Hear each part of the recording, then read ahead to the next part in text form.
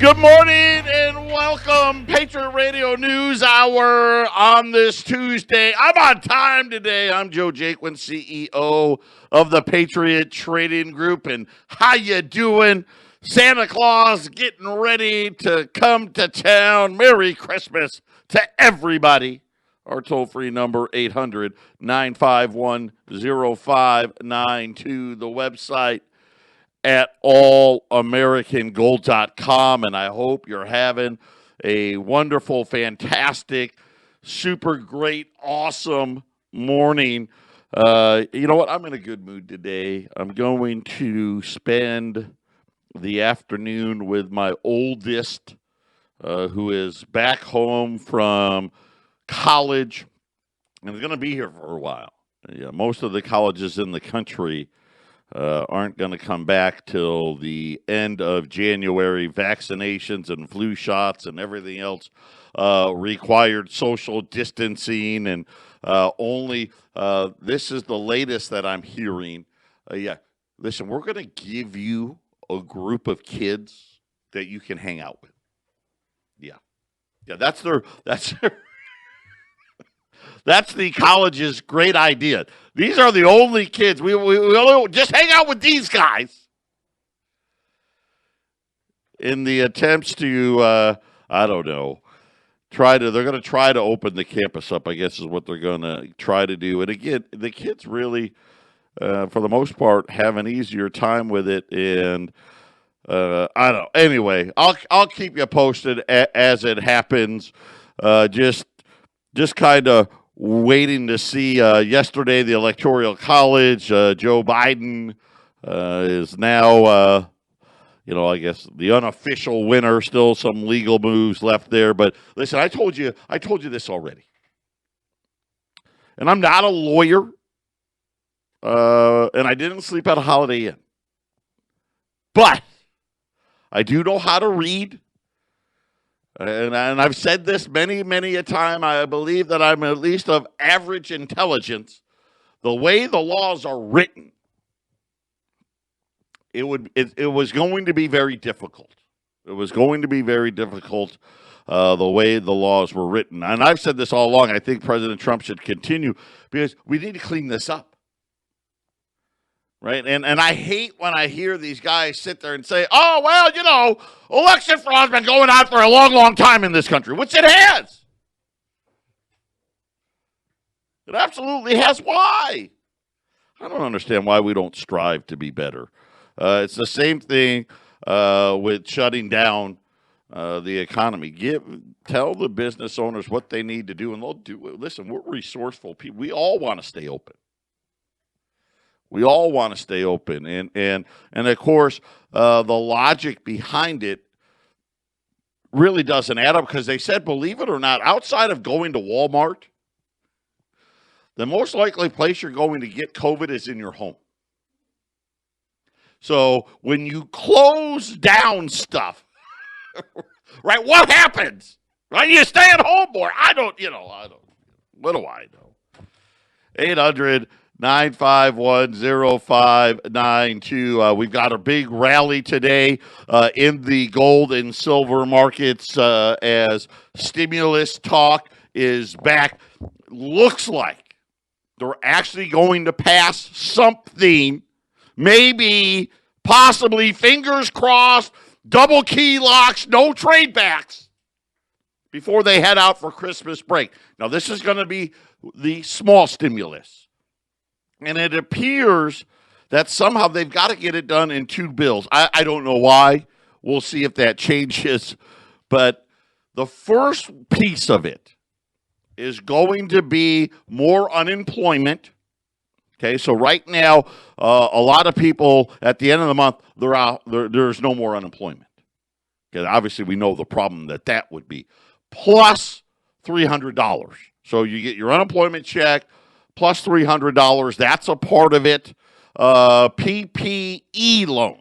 Or no, wait, PPP loans. Sorry, not PPE. PPE is like the face mask and the gowns and the protection for the COVID. PPP looks like about $300 billion for small businesses that are hopefully will not have to close now. We'll see. Again, remember the last time they did this, came to find out, right, the banks, what a bunch of shysters, right? They wanted to make sure their bigger guys got it and wouldn't process. Matter of fact, my bank, I couldn't get them to do anything. Nothing. And I filled it out the very first day within an hour of it being available from my bank. I had filled it out and sent it in. And I ended up using a little bank no one's ever heard of in West Virginia to get it done. If that comes to fruition, I will say this, all you business owners out there, I don't know if it'll be better this time around, and I'm assuming that's if it happens, but it does look like it may. If you're not having any success with your bank, call down here. Call down here, and I will give you the number to the bank in West Virginia that I used. And it doesn't matter which bank you use. I mean, obviously, it's more convenient if it's in your own bank, but it worked out just fine for me, and I'll gladly share it to try to help people. But that appears to be the first piece of legislation. I'll talk about the second piece, and then I'll tell you, hey, what's not in it this time around. Patriot Radio News Hour. We'll be back right after the break. 800-951-0592. We're working. We're chasing. We're almost ready. Got a great special. We're just putting the final touches on it. I'll get to it by the end of the break here. By the end of the break, let's just say it's something where I remember I've run this once before in 17 years. We're going to run it again today. We've been chasing and chasing and chasing, and we've called everybody from Florida to California and everywhere in between. Brooke just secured the last piece of this about 15 minutes ago, so we're going to put it together. That's coming up here in a minute. And the nice part is, well, we have a decent amount of them, too, so be ready for that. So we're talking about stimulus. Gold's popped here, now back above $1,850. Silver up, 50 cents, $24.50. U.S. Silver Eagles, by the way, $5.90. Great opportunity.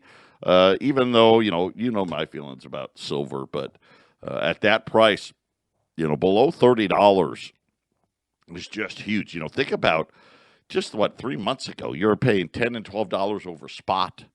Now you're paying less than $5. Really good opportunity there for you as well. But stimulus. So here's what they're talking about. They want to get the little stimulus done before they leave for Christmas. So they've got to I don't know, the end of the week to get something done. So they're saying we want to extend unemployment benefits and the $300 extra, right? And that's, it's I'm okay with that. It's justified. These people are out of work because you shut them down. PPP loans, somewhere in the vicinity of another $300 billion. Okay. The smaller, now that takes up the majority of the money. And this bill, it's going to be like just under $1 trillion. Okay. The next part of that is money for the virus, for states.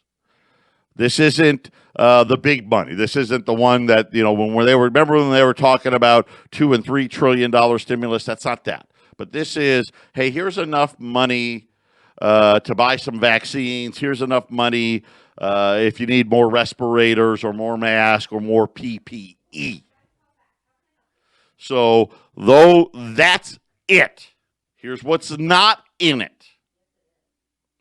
Nothing about extending moratoriums on foreclosures, right? So rents, mortgages. And again, you may see that in states, right? Certain states may do it.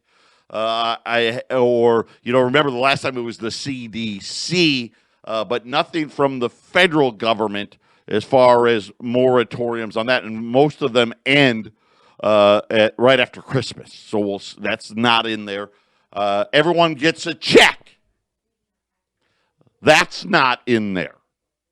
Money for the states to supplement all the losses of revenue. That's not in there. That won't come round 2 of stimulus.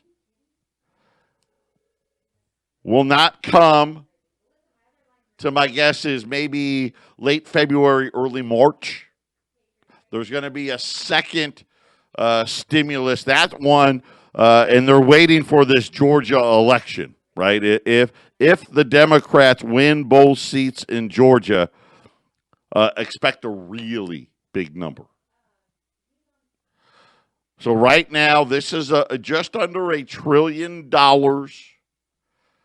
At least there seems to be, for the first time, possibly an agreement with Pelosi and Schumer and the Republicans to give an additional round of PPP loans. And I'm hearing $300 billion. Then I'm hearing like another $300+ billion for unemployment with a $300 kicker. So whatever you get from your state plus an additional $300 in Arizona. If you were entitled to the maximum amount, you only get $240 a week here. Yeah, it's not very good. So with that, with the extra $300, you'd get $540 a week. It beats nothing, but that's round 1. Again, another, whether or not they put it in a separate bill or in this bill, some money to allow for states to buy more PPE and the first, pay for the vaccines and whatnot that are starting to roll out. That's round 1. After the inauguration, there will be a round 2. My guess is in round 2, in order to give trillions of dollars to the states, they may throw in another one. Everyone gets the check, right? I don't, and my guess is another extension of unemployment benefits, because that extra the $300 billion, that doesn't last that long. And then if they need to do more with PPP, and again, the last time was pretty embarrassing, right? And this is my problem with these huge banks now. They're so big and they're so greedy that they essentially were just didn't process anything, didn't do anything. Told you, oh, yeah, well, you're in the system. And all the while, they were cherry picking, right? They were cherry picking, and we found out the last time a lot of the PPP loans went to big companies. They didn't go to the little guys. Hopefully, that'll be better this time around. That actually has the dollar under pressure today, has gold and silver rallying, but this isn't going to be the big one. This is going to be the small one. Now, right now, there is no budget for 2021. So a lot of you, if you've been going out to like Debt Clock, and you're like, hey, how come it's not really moving too much? It's like, I think 27 trillion. Let's just call it 27.5 trillion. Just know this. Because there's no budget, what they've been doing is they've been passing bills that allow for a month, 2 months for the government to keep operating, but they technically can't add to the debt. So that's why you haven't seen it. But believe me, once they do that, and this may be this stimulus agreement may also allow for them to actually pass a budget for 2021, and then you'll see the debt clock make a big jump. right now, and I just did a back of the napkin calculation with the deficits that we've technically run in the first 2 months. Remember, it was like 450 billion, something like that. Plus, you throw in another part of this is paid for, by the way. If they reappropriate, which I think they'll do. So this stimulus bill may only add like another $500 billion to the deficit. Then you've got January or December's deficit number, and I'm coming up with somewhere around 29 trillion and change. That's kind of where it looks like we'll shake out at the end of this year, knowing, hey, we've got another, and I don't know what that number is going to be. I'm going to say somewhere around $2 trillion more dollars of stimulus on top of regular debts. Probably looking at a fiscal year at the end of September 2021, 32, 33, somewhere between, let's just say between 32 and a half to $35 trillion will be the deficit that we will be looking at the end of 2021 fiscally, not at the end of the year, but the fiscal 2021. Also, by the way, the Moderna virus has been approved by and I don't know who it was. Maybe it was the CDC, something like that. Either way, I think Moderna will get final approval for their drug before the end of the week, and that drug will start shipping as well. So you'll have two different vaccines out there, and man, just a lot of crazy stuff. Did you see this thing where they're saying that the COVID-19 attacks the male reproductive system?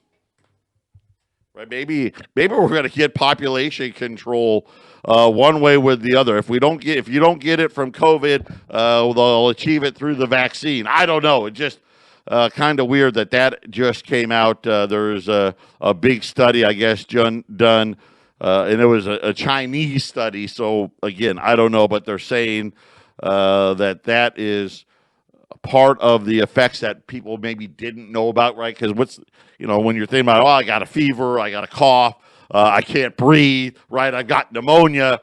You're not maybe worrying about the reproductive systems, but it does seem that the coronavirus likes men more than it likes women, doesn't it?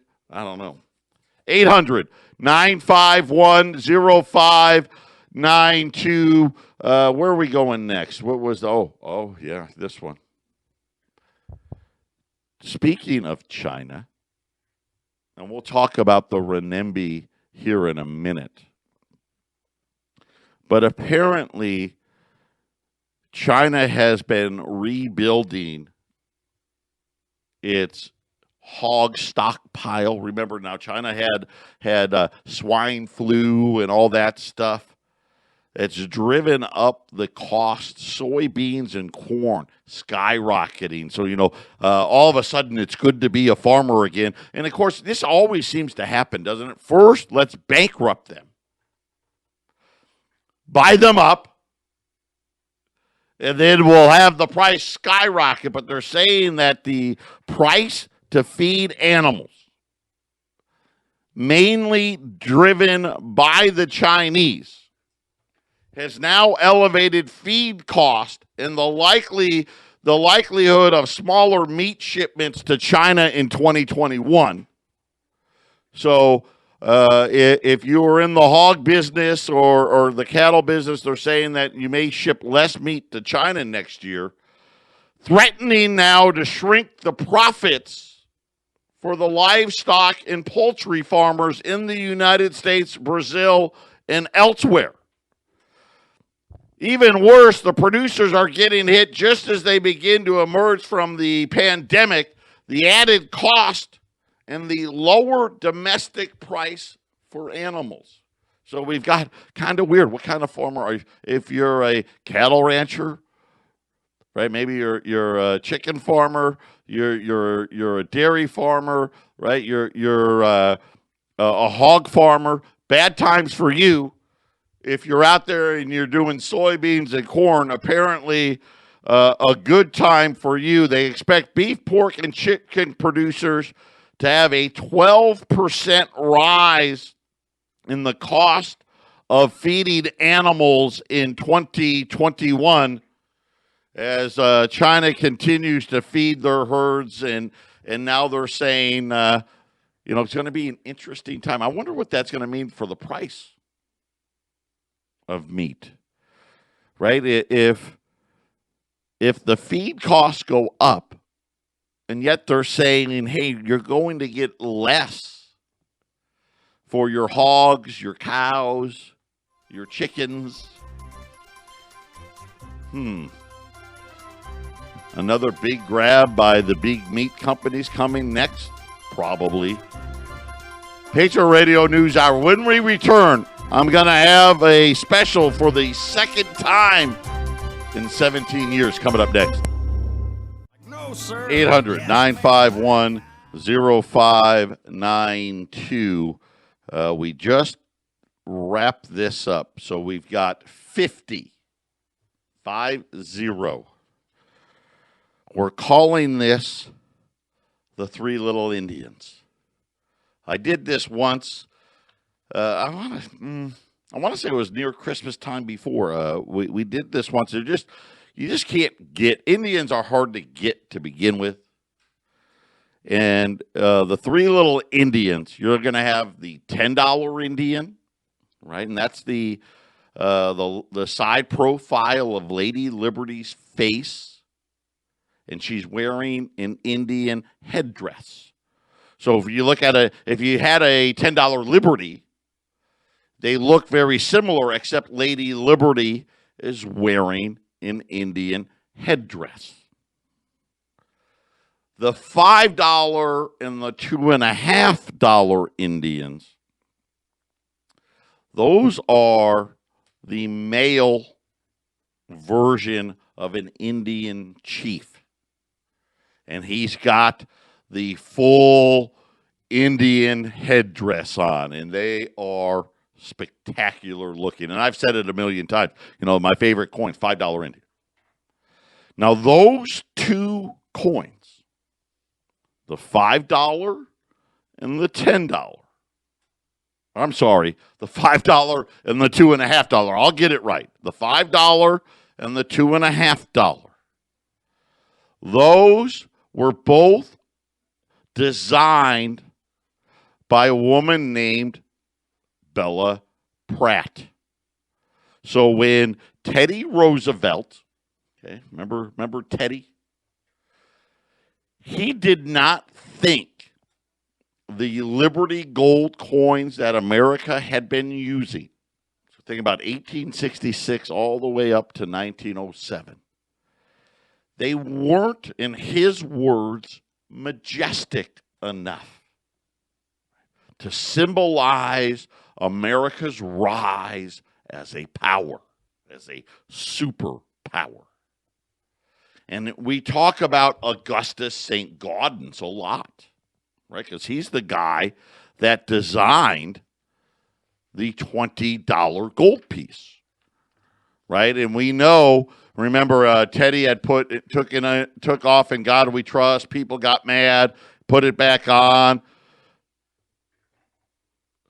Well, they also changed out the fractionals at the same time. The Indians were the replacement coins that went along with the $20 gold piece. Augustus St. Gaudens, he designed the St. Gaudens, obviously, and then he also designed the $10 piece. That's the female Lady Liberty, and she's got a full Indian headdress on. The tail side of the coin is an American eagle sitting on a perch. That is also the tail side for the $2.50 and the $5. But on the $5 and the $2.50, they used Bella Pratt.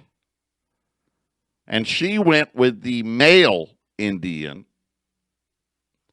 But she also did something that the U.S. Mint had never done before, and as far as I know, has never done again. They called it an infused design. In other words, they carved into the coin. So the $5 Indian and the $2.50 Indian actually has grooves in it, for lack of a better word. And all three of the coins started minting in 1908, right, to coincide with the St. Gaudens. And all the way up through 1915. And then, it's kind of ironic as we talk about coronavirus today. The quote-unquote Spanish flu emerged. And my uncle always used to say, don't put that in your mouth. That phrase came from that time period. And more specifically, talking about the Indian gold coins. And you got to remember back then, $20, most people didn't walk around. They didn't have $20 to walk around with. If they had gold coins at all, it was probably going to be a $2.50 or $5 Indian. So think about it. It's 1915, 1916, and that's probably the coin most people had in their pocket. They believed that because of the infused design, the grooves, that they carried the plague. So the U.S. Mint stopped minting them. In the case of the $2.50 Indian, it got minted from 1908 to 1915. They didn't mint another one until 1925. So it went 10 years without being minted at all. And they minted them in 25, 26, 27, 28, and 29. And then did not mint another one again. And, of course, 1933, gold got confiscated. In the $5 Indian piece, they did mint very, very few of them in 1916 and stopped them. Matter of fact, it wasn't even 250,000 of them. So they barely minted any at all in 1916. Then they didn't mint that coin again until 1929. And that was it.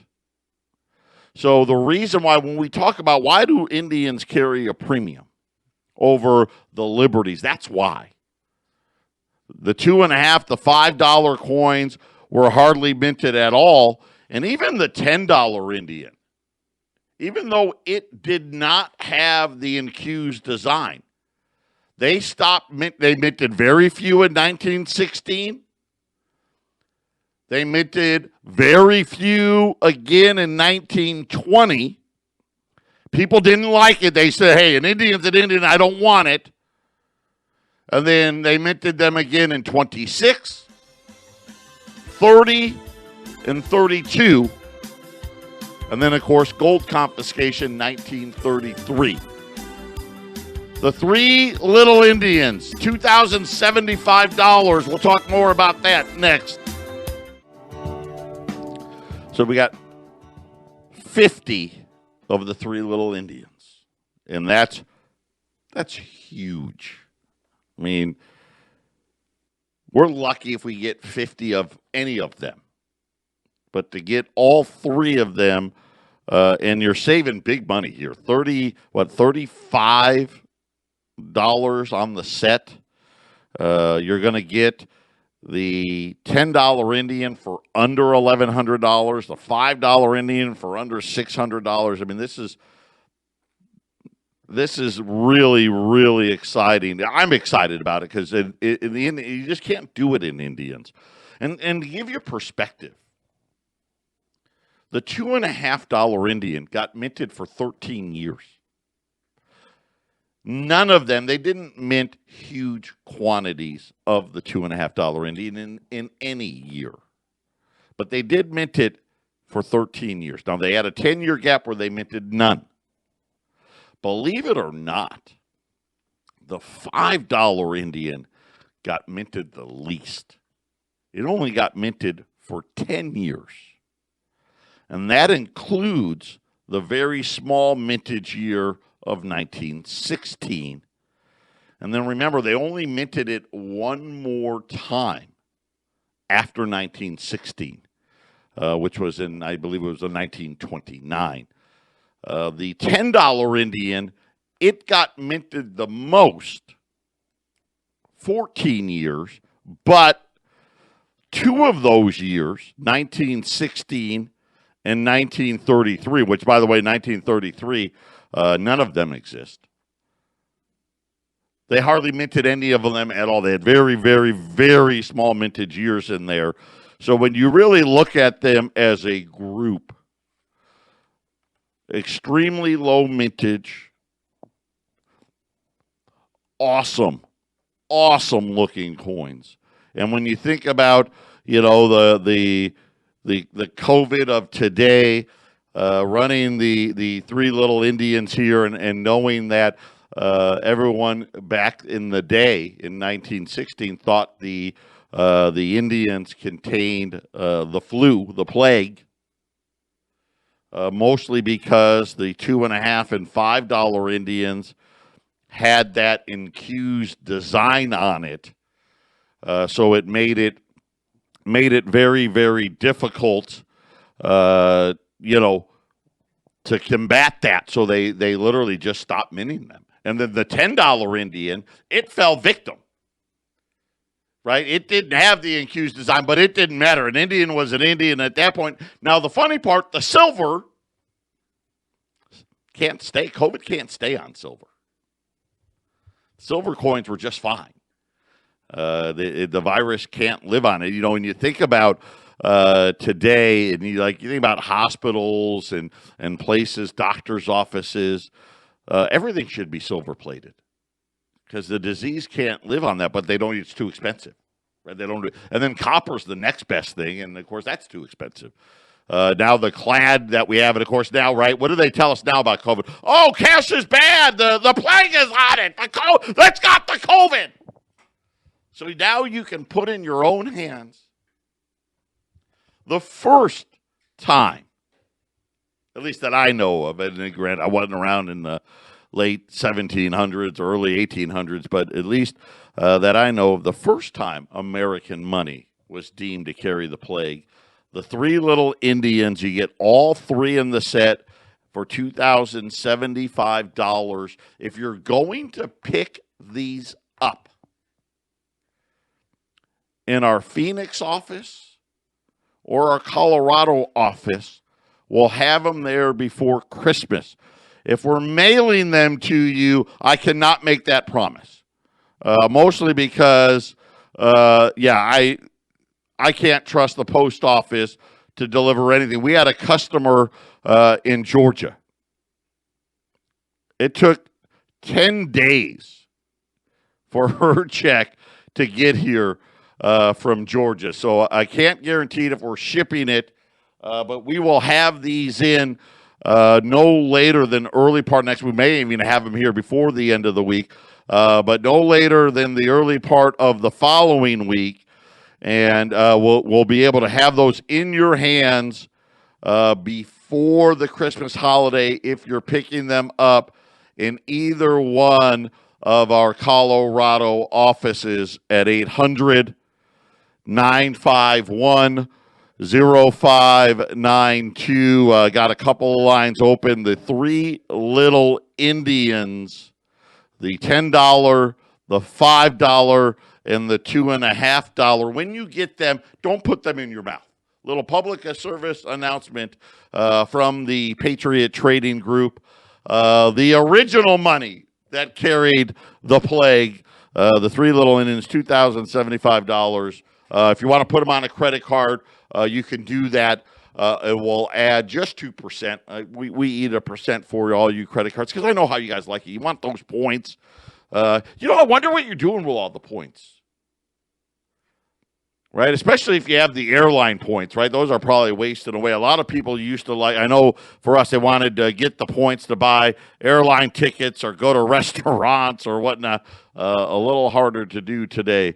800-951-0592. Gold's up 23 bucks right now, 18.52. Silver is up 55 cents now, 24.53. The Dow is up. The Dow finished down yesterday, up today as news of more stimulus coming, hopefully before the Congress leaves for the Christmas break.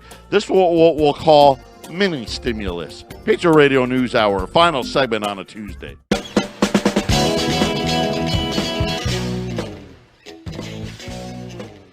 Final segment here on a Tuesday. Luis Vincent Gave.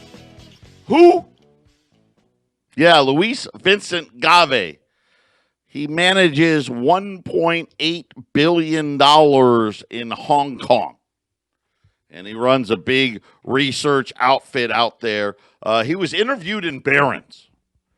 And they asked him, what is going to be the most prominent trend after the pandemic? Maybe another reasons you get the three little Indians. He said, if you ask what the most important development was in 2001, most people would say 9/11. I would say it was China joining the World Trade Organization. How about 2007? Most people would say the subprime crisis. I would tell you it was the smartphone. What about 2020? Gave said, well, the United States spent $12,800 per capita in debt. The UK, $7,000. The German and the French, $5,300. China, they only spent $1,200. The Western world has responded with massive increases in budget deficits. While Asia, especially China, hasn't. Western policymakers have no choice but to embrace yield curve controls because they cannot allow interest rates to go back up. And the United States has joined Europe and Japan in doing just that. He goes, once the EU did it, the euro tanked. Once we're on the other side of COVID and it becomes clear the U.S. will have no other choice, the dollar will collapse. What should you invest in? What is the best investment opportunity post-COVID? Asian fixed income markets and local Asian currencies. The governments there have been broadly way more effective in dealing with COVID, and the rest of the world simply has a massive debt problem. And for the United States, how are they going to fund this runaway debt? Once the debt is monetized by the central bank, which has already started, it will lead to a massive and very fast inflation and massive currency debasement, and most likely both. And I have a hard time disagreeing. As I told you, look at what I just said earlier today. Somewhere between 32.5 and 35 trillion at the end of fiscal year 2021. It's ludicrous to think that we can continue down this path without repercussion. And remember, think about what Jamie Dimon said last week. Wouldn't touch treasuries with a 10-foot pole. Three little Indians. Maybe the best three things you buy when you look back 5 years from today. $2,075 at 800-951-0592. Take care. God bless everybody. I'll be back for Hump Day tomorrow.